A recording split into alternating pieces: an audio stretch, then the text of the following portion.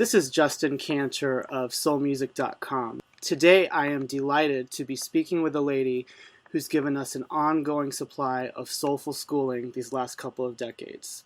Starting out in the clubs, she showed us how to keep in touch body to body before kicking it up into high fashion mode. And shortly thereafter, she took matters into her own hands with her soulful plea to do me, baby, and a reminder that love changes, so don't get caught up in a fool's paradise. Well, that was just the tip of the iceberg, and now Meli'sa is at it again with a killer new song on the Cool Million CD, Back for More. So please welcome the lady with a deeper love, Miss Meli'sa Morgan. Hi. How are you? Well, that was really nice. Oh, well deserved. Yeah. So how are you doing these days? What have you been up to? I'm doing really, really good. I've been exploring some different things, in the industry, writing songs and getting songs placed in movies and stuff like that. Oh, So, really? yeah, that's been really interesting. I have a song in the Tyler Perry movie, I Can Do Better by Myself. Oh, what song is that? It's called A Good Woman Down. That was Mary J's song and co-written by me. Wow, that's very Yeah, impressive. so that was really nice, to get it on the CD and then have it in the movie as well. And it's like January, I think the DVD had sold like 1.5 million in its first week. Oh So my gosh, that's a real coup. that was amazing to now know I'm going to have a platinum DVD. That was Oh, really, wow. And yeah. it's funny because this is kind of the second time in a way that something you've written has been done by the Queen of Hip Hop Soul, because back in the 90s when Jay-Z did Can't Knock the Hustle with Mary J, they were incorporating a song I believe that you co-wrote with Fool's Paradise. Yes, yes, yes. That was a wonderful thing. I thank them every time because when I get those checks,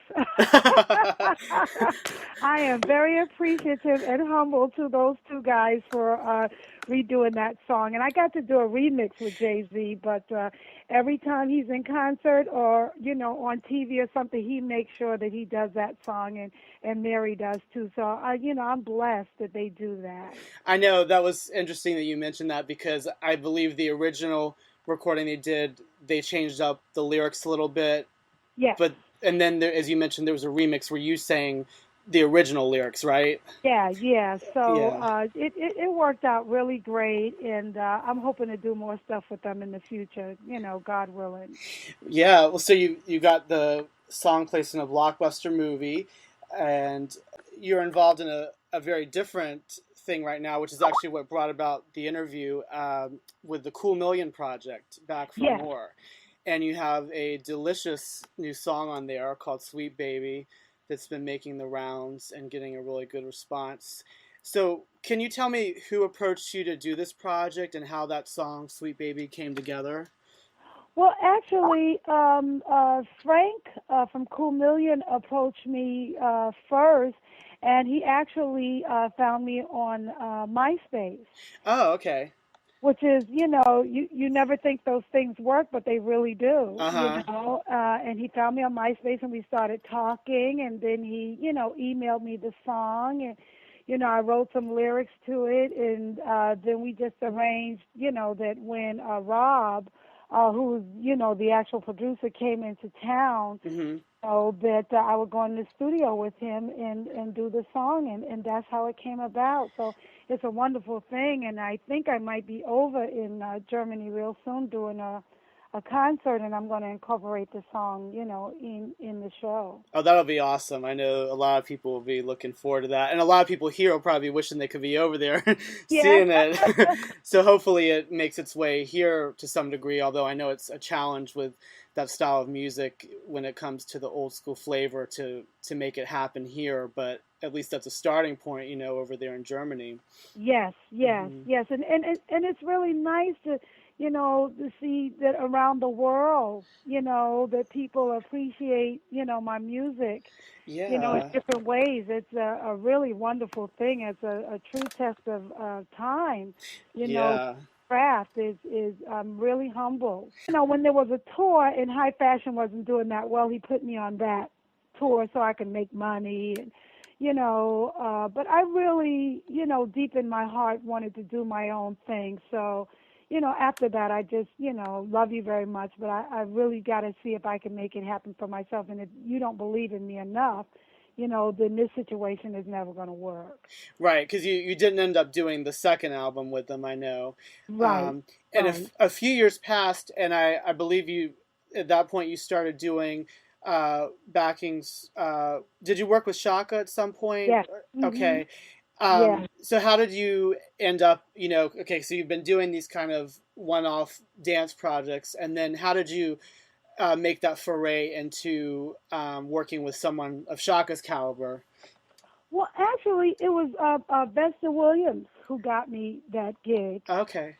She had come to see me. I was a regular, as you know, at a club called the Cellar in New York City. Okay. And her and Shaka came one night, and everybody would come through there. The Isley Brothers, just everybody would come. And Vesta had gotten an offer to go out on like a year and a half tour with the Commodores. Okay. And Shaka was like, "Well, yeah, you can go, but you're not going to leave me hanging on my tour. You find me somebody that can take your place." Mm-hmm. And Vesta said, "Well, what about the girl that we saw the other night at the Cellar?" Uh-huh. And Shaka said, "I don't care who you get as long as she's as good as you, or better." And her and actually Shaka's musical director at the time, Lisette Wilson, who Oh, wound yeah. up being one of my writing partners for life, Yeah. came back down to the Cellar and saw me and said, "Girl, we're going to call you tomorrow, 'cause I'm leaving, Vespa, I'm leaving, and you need to take this gig with Shaka so I can get her off my back." It was like, "Shaka, God, you got to be You got me. kidding. How would not Yeah. call me?" Wow. And the next day they called me, and they said, "You need to be in the city." She was living on Riverside Drive. I'll never forget it. Uh-huh. They said, "You need to be in the city on Riverside Drive," blah, blah, blah. So they gave me the address, and I came, and I was so nervous. You came out in such a big way, and obviously with Do Me Baby, doing a song from Prince's catalog, and you had Paul Lawrence doing the producing on that particular song. Yeah. Um, so what was it like, and was it different than you expected when you actually released the single and first, made your official solo debut? Oh,